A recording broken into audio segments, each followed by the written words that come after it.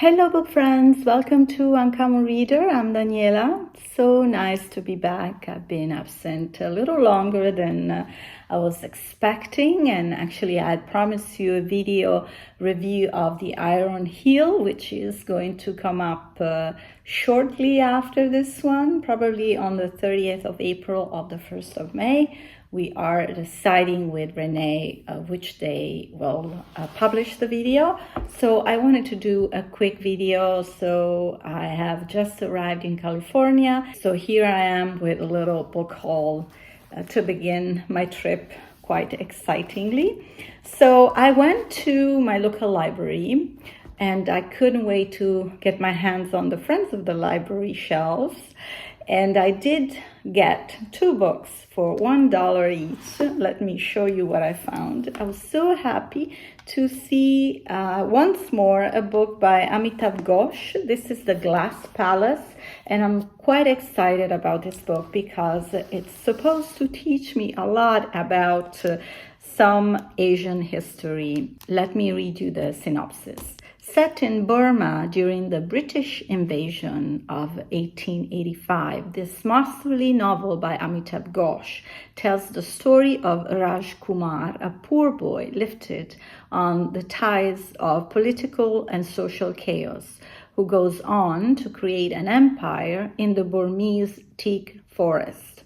When soldiers force the royal family out of the Glass Palace and into exile, Raj Kumar befriends Dolly, a young woman in the court of the Burmese queen, whose love will shape his life. He cannot forget her, and years later, as a rich man, he goes in search for her. The struggles that have made Burma, India, and Malaya the places they are today are illuminated in this wonderful novel that the writer Chitra Divakaruni calls a master storyteller.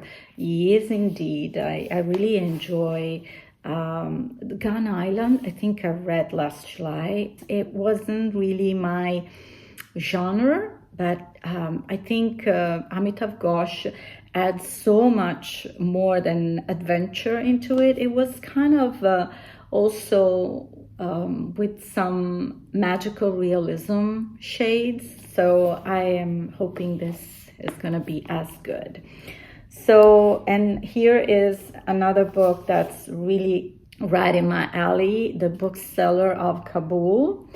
And here's what it is about, this mesmerizing portrait of a proud man who, through 3 decades and successive repressive regimes, heroically braved persecution to bring books to the people of Kabul, has elicited extraordinary praise throughout the world and become a phenomenal international bestseller. The Bookseller of Kabul is startling in its intimacy and its details, a revelation of the plight of Afghan women and a window into the surprising realities of daily life in today's Afghanistan. Well, this book, I think it's not as recent because right now the poor women of Kabul probably have less rights than animals, seriously. The writer, her name is Asne Seierstad.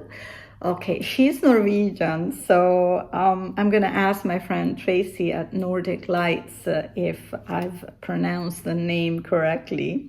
So I'm quite taken by this author because she has received numerous awards for her journalism and has reported from such war-torn regions as Chechnya, the Balkans, Afghanistan, and Iraq. She's fluent in 5 languages and lives in Norway. I mean, way to go, girl. Amazing. I'm really, really in awe of this woman. So I really look forward to read these 2 novels especially. And then I was looking into the new section of the new novels available for rental at the library, and I also picked up a couple of books, and the first one is A Bookseller in Madrid by Mario Escobar.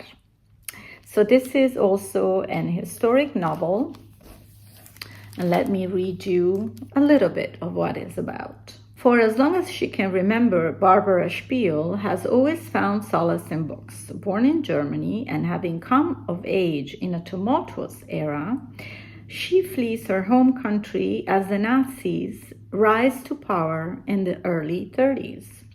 Her destination, Madrid. There, she is determined to realize her long-held dream of opening a bookshop and creating a safe haven for young idealists and independent thinkers to come together to transform the world.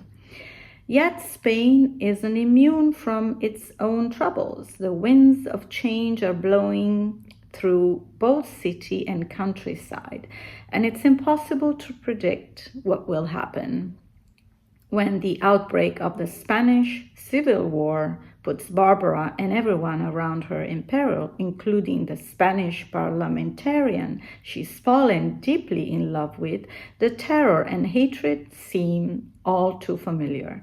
It's like Germany all over again, only with a different cast of extremist characters.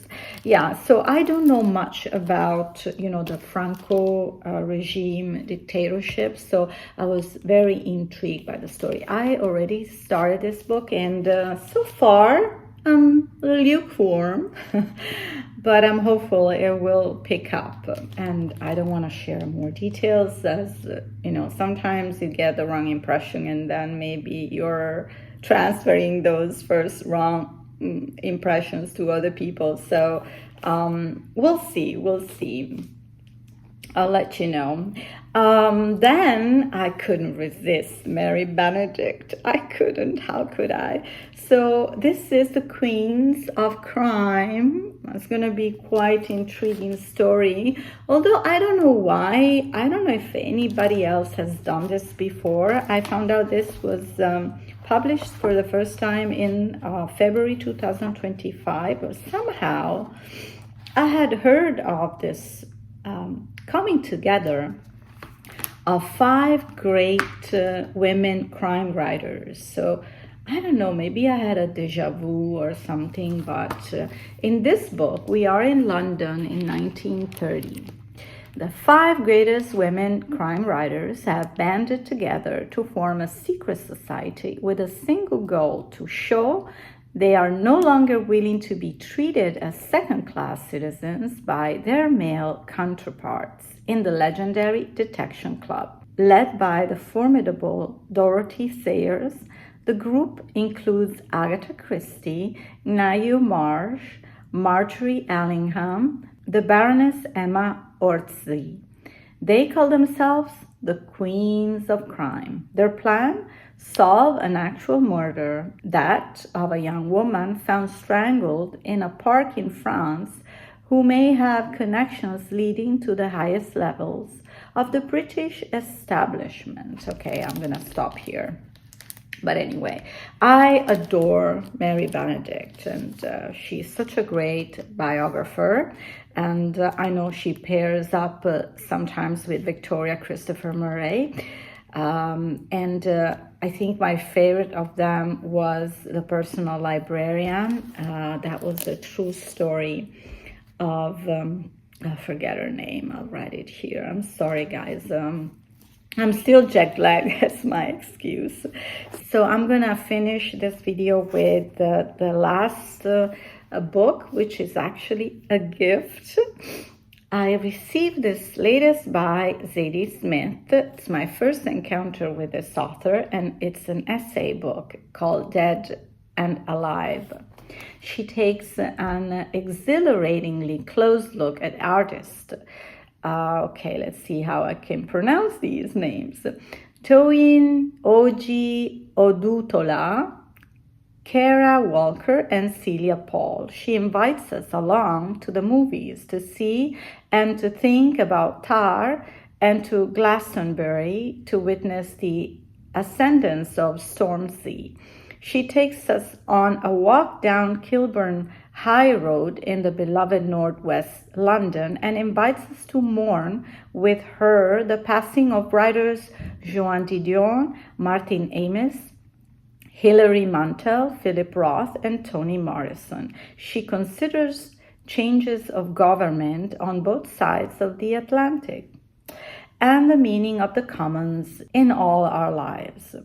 Throughout this thrilling collection, Zadie Smith shows us once again her unrivaled ability to think through critically and humanely some of the most urgent preoccupation and tendencies of our troubled times.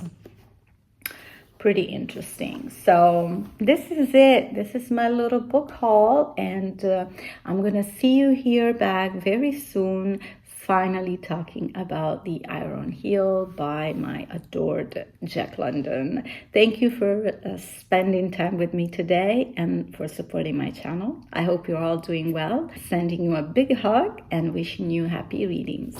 Ciao.